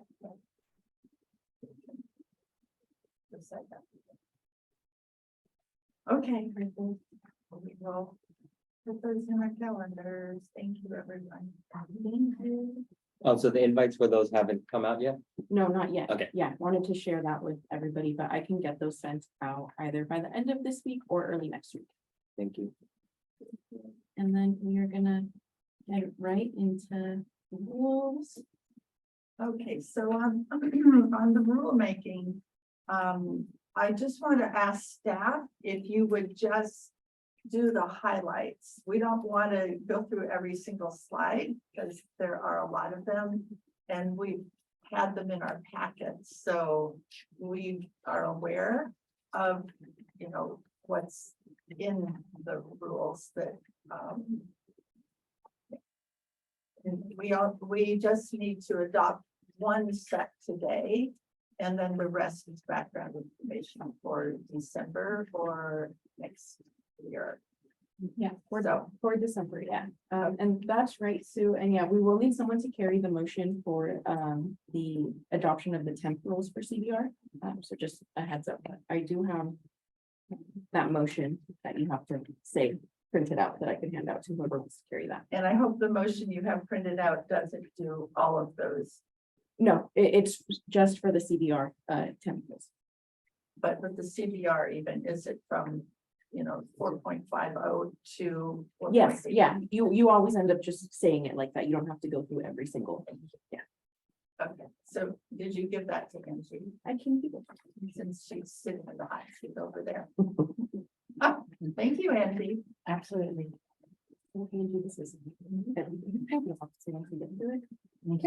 Okay, so this is with our rules making hat on, which is our support of Delk. We're starting with, Right, Abby? I think you're the one covering CBR, right? Yes. Hello. Good afternoon, Chair Miller and fellow council members. My name is Abby Strom, and I am the Child Care Initiatives Analyst within the Child Care Licensing Division. And today I'll be speaking to you in regards to the proposed temporary rules for our Central Background Registry, or CBR. Okay, next slide. And I just wanted to explain a little bit about why we are proposing temporary rules instead of permanent rules. And it really stems from the fact that during the 2023 legislative session, there were 3 bills that require changes to the CBR enrollment. Temporary rules will allow us to implement the statutory changes and align with those laws while we move forward with the engagement process and bring permanent rules to a vote in February of 2024.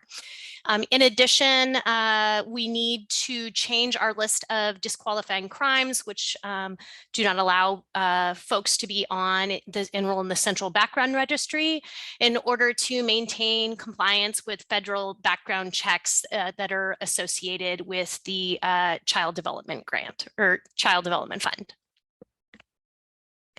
Okay, next slide.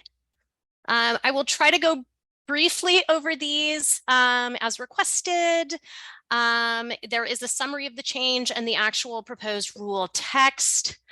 The first section is related to Senate Bill 283, which modified statute to not require individuals that are contracted or employed to provide early intervention or early childhood special education services to enroll in the Central Background Registry if those individuals are already required to complete a background check via the school district or the ESD. So the proposed text just adds references to the statutes for the background checks for school districts and ESDs. The next proposed amendment is in connection to House Bill 2559, which waives fees associated for CBR enrollment for individuals who provide respite care. Respite care provides parents and other caregivers with short-term care, childcare services. Respite can be planned or offered during emergencies or times of crisis, and respite may be available to foster kinship and adoptive families, as well as birth families that are in need of support. DELC holds contracts with organizations that provide respite care services to conduct the background checks for those that are providing the service. The proposed amendment waives CBR fees for subject individuals who provide respite care. Next slide. The next slide, and I will say that this one is slightly confusing. As a result of House Bill 3558, limited enrollment in the Central Background Registry can now be extended to those who may be exempt prohibited. Exempt prohibited means that an individual cannot enroll in the Central Background Registry, nor can they provide exempt care. This type of limited enrollment only applies to the parent of a child who is a household member living in the home where the child care is being provided and the care is needed for the parent to participate in the jobs program or another ERDC subsidy program. A similar provision existed when ODHS BCU completed the background checks for these types or for this parent and regulated subsidy provider.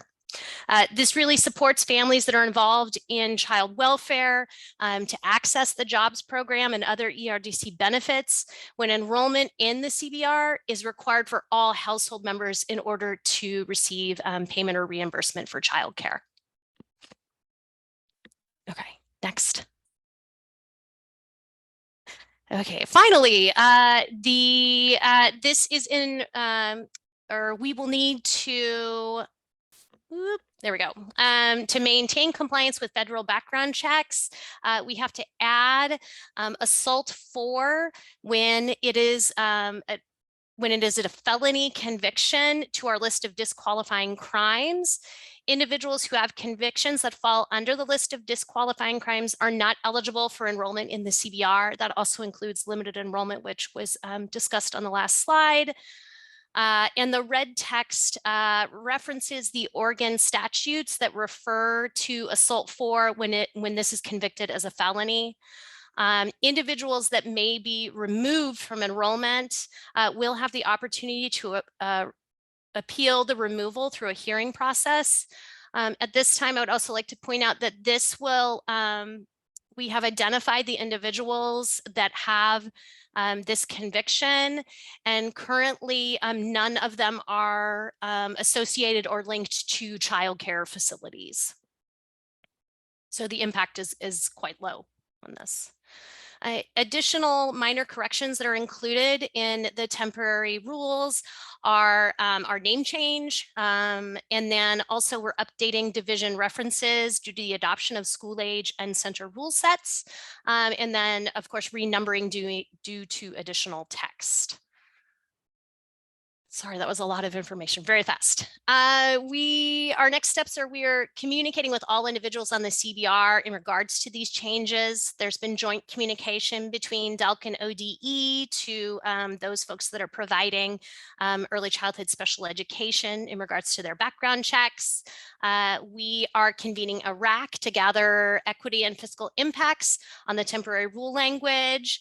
And then we will be, of course, updating forms on our website to include this information. And then in February, we'll be back to propose permanent rule language and discuss any feedback that we receive from the RAC.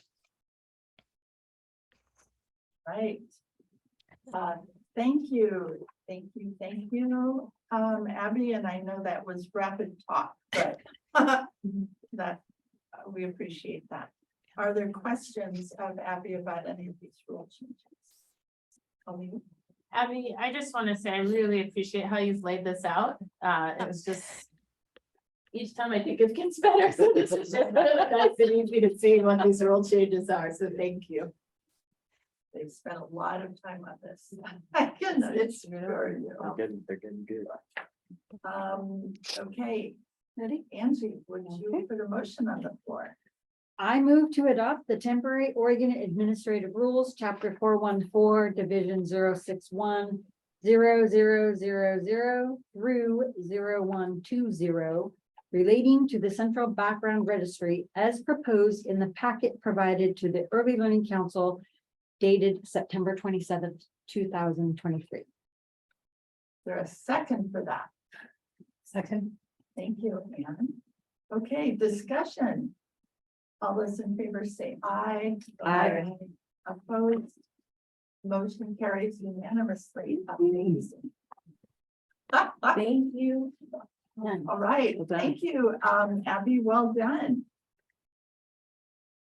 So You're welcome. now- I am next as well. And this does have this, and you'll see me again, don't worry. I'm going to go really briefly over this because again, this information will be in your packet also prior to, is in your packet now and with the actual rule text for December. So we are looking to update our rules that apply to school age programs. Again, read through this in your packet. These are just the guiding principles that we are using for our massive rule revision project, which we've done 2 sets now, and we will be looking to do 2 more into 2025. Next slide. So again, history in June of 2022, the Early Learning Council adopted rules for programs that only serve school age children. Those rules went into effect in January of 2023. Since then, we've adopted rules for Certified Center, and one specific thing that came out of the Certified Center creation of rules was that there was a further engagement with subject matter experts on inclusive practices and more engagement with parents. So what we're really looking to for these updates is to incorporate those ideas specifically around more inclusive language and some equity considerations. Which was also advised by the council when we presented our school age rules last year. And then we've also received feedback from school age programs as well as our own staff on areas where we can clarify language to better understand, to improve understanding. So again, reflecting back to our guiding principles. Okay, next. Some of the, again, won't read through all of them, but just we've updated several definitions. We've also added several definitions. We've updated some of our policies and parental permissions to really be responsive to feedback we've heard from parents from the RAC we held previously. And then we're also really looking to use more inclusive language in regards to gender neutral pronouns, but we also wanted to recognize culturally and religious preferences of parents and programs. So specifically giving parents giving permission for their children to attend any center sponsored religious or cultural event. And a big one kind of for us was around milk and being able programs to provide different milk alternatives as well as families to opt out of milk service. So next slide. Again, more definitions have been added to really increase understanding, clarifications on what's expected for programs that are operating in public schools. And then we've done a little more grouping together of specific things to help or provide clarification and understanding of the rule set itself. The next slide. And then a big one is also the removal of barriers. So we've increased the number of hours that a substitute will work before annual training is required. So it lowers that training cost. This is also aligns with Certified Center, providing more flexibility in staffing to supervise children that are away from the primary group. We're lowering the minimum age requirement for assistant program leader. We did the same thing for aid ones in Certified Center. And then we're also lowering the Oregon registry step from 8 to 6, which will also align with what is in Certified Center. The proposed rules will also include agency and division name changes. So that's just a preview of what is to come in December. Next slide. And then we already have a RAC scheduled for October 11th. And then I will be back again in December to present permanent rules for adoption. And they will, if adopted, will take effect on January 1st, which will align also with our newly adopted Certified Center rules. Awesome. Thank you, Abby. You're welcome. I know this is a huge process that the division or now department has been in for about 2 years. To redo, update, simplify, etc. These rules. So thanks for guiding us through that.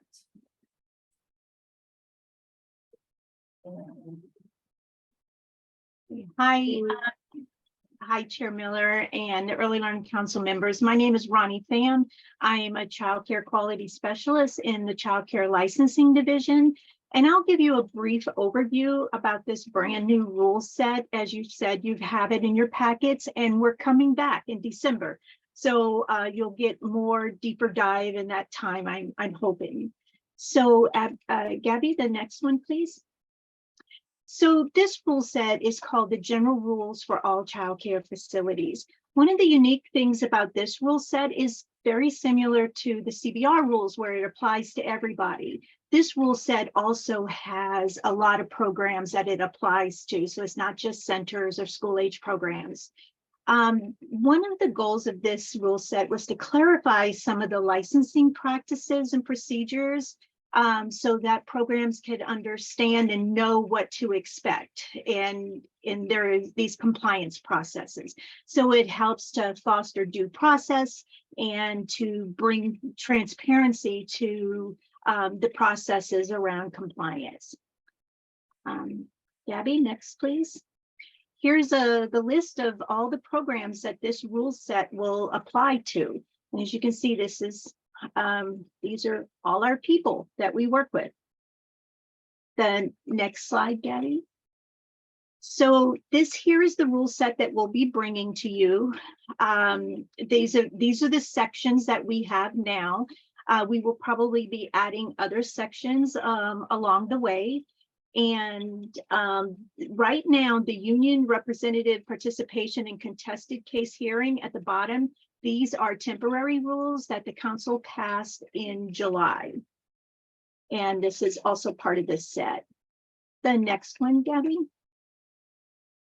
So there's a few changes from House Bill 3558 that is being added to this rule set as well. And one of the things that's added is the House Bill 3558 made a change to the childcare definition. And as you've seen in your packets and you see on the screen what that change was. And so what does this mean for us is that we're going to need to help to pass a definition on regular operating hours and to help programs to be able to distinguish between when they are regularly operating and when is it their personal time, even if some of the same children are there in their personal time. So it'll help them to distinguish that time of, and as this new bill has a big emphasis on the locations and the regular operating hours. So we'll bring that to you and have a deeper dive in that conversation at that time. Our next steps are that we are having a RAC with 3 meetings. And we're just really excited to get an opportunity to have feedback on these changes and to run by some of this new language and these concepts with them to get feedback as well. I think that was it for a quick summary. If there are any questions, please let me know. Any questions? No, I don't think so. Thank you, Ronnie. Ronnie, are you doing this one too? Oh, it starts with me. There's a couple people that will be speaking to this because there's a lot of components. So, okay. So, during the 2023 legislative session, House Bill 2468, it's a little cheer there, passed, and there are a couple things that we will need to be making changes to rule-wise in order to implement the changes that came with the bill. Specifically for the for CCLD, for Child Care Licensing Division, we will be modifying our rules in registered family and certified family to reflect the change that children the provider's own children between the ages of 10 and 12 years of age will no longer count in the facility's ratios or capacities. So they will no longer be considered childcare children unless the child has a special need or a disability and requires a level of care that is above their peers of the same age. So the provider's own children, essentially over the age of 10, will no longer count in capacity and ratios. So we will be presenting 2 rule sets, but they will be very quick and have the same information in December. And good afternoon or good evening, everyone. I'm Jen Eras. I'm the lead childcare policy analyst with the Child Care Assistance Program. And so what we'll be heading up on some of the rule changes that come along with House Bill 2468 are also, there is a directive to issue a late payment fee of 9% of the payment to providers when a payment is made outside what is defined as a reasonable processing time. So we've got the language here that came out of the House bill. We'll also need to look at defining exceptional circumstances because that was one of the pieces in there. So there are some pieces of this where we're pulling some language that has already been defined as far as agency processing timeframes and looking at what is outside those timeframes. So we'll be adding that into the rule set for January 1st as well.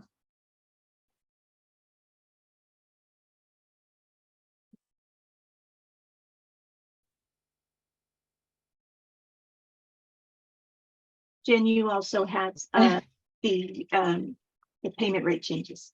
Yes, I could do this as well. Also effective January 1st, through the collective bargaining process for the license exempt family or home-based providers, as well as the licensed home-based providers. We have some rule changes that we've agreed to take effect for January 1st. The center rules or rates tend to follow suit with what has been negotiated for the other providers as well. So that will also be in this January 1 rule set.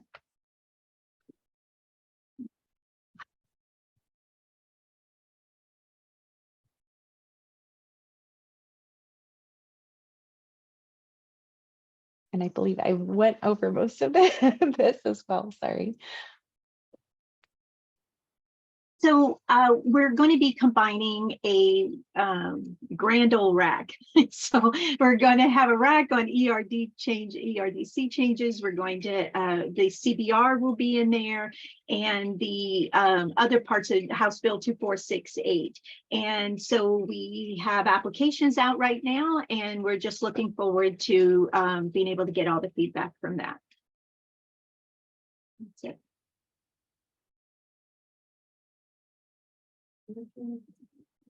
Thank you all so much for joining and going through that so quickly.